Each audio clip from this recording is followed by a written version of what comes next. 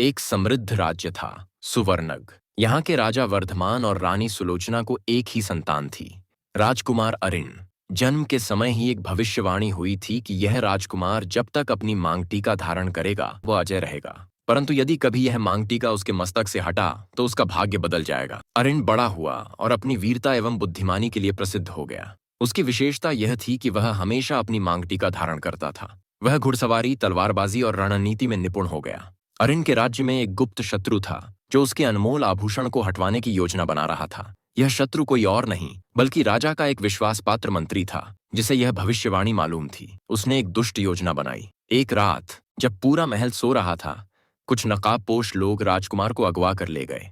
अगली सुबह पूरे राज्य में हलचल मच गई। राजा और रानी भयभीत हो उठे। अरिन को एक अंधेरी कोठरी में रखा गया, जहां मंत्री ने उसे यह कहकर बहकाने की कोशिश की कि उसकी मांगटीका ही उसकी सबसे बड़ी कमजोरी है। जब अरिन ने उसे हटाने से इनकार किया तो मंत्री ने चालाकी से उसके सिर से मांगटीका छीन ली।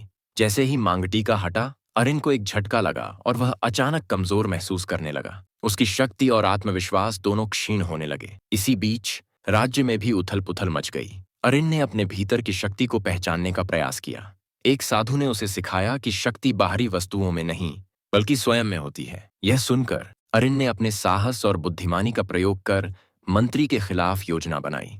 अरिन ने अपनी सूझबूझ से मंत्री को पकड़वा दिया और राज्य में शांति स्थापित की। उसने सीख लिया था कि उसकी सच्ची शक्ति उसकी मांगटीका में नहीं बल्कि उसके आत्मविश्वास में थी।